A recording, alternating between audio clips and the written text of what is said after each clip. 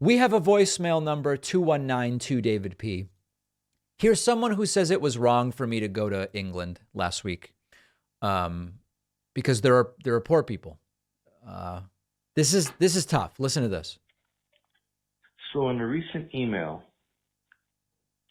I demonstrated my disappointment / anger / something else about the fact that you went to England. Yep.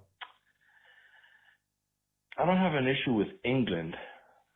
I just have an issue with how do you actually relate to the poor people? Do you actually think I or the people that you supposedly care about can afford to go to England or France or Spain or all these places which are out of reach for many people? So the point of being angry was, couldn't you maybe subtract one of those trips and maybe donate it to a charity that actually helps the people that you claim to care about, which I'm sure you care about, but it's not very well demonstrated by the fact that,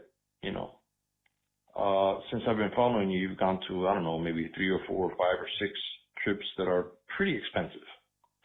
So listen. Anyway, it's just like, should I? Who gets to go on trips? Okay, I shouldn't go on any trips that not everybody can afford. I should donate all my money to charity. What about a lawyer who says, "Hey, I care about poor people, so I'm going to do some pro bono work, but sometimes I'll go to London with my family." If that lawyer really cared about the poor people he does pro bono work for, he can't go to England either. I mean, this is really just kind of a weird path to go down.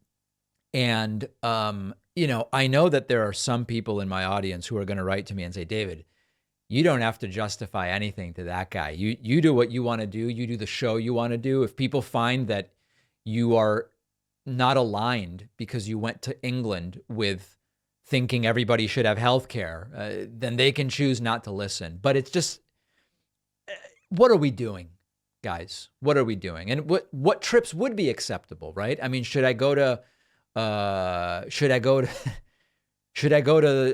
Hudson, New York, instead of England as the place I go because it's more accessible? I don't know. I don't know. But at least this person thinks I did something very, very wrong. All right, we have a great bonus show for you today. Mike Pompeo says he won't run in 2024. Joe Biden has signed an executive order to improve access to child care. And the South Dakota Governor, Kristi Noem, says that her 2-year-old grandchild has several guns. What the hell is going on in South Dakota? And by the way, I may soon be going to South Dakota, speaking of trips. I'll talk about this on the bonus show today. Don't miss it. Sign up at joinpakman.com.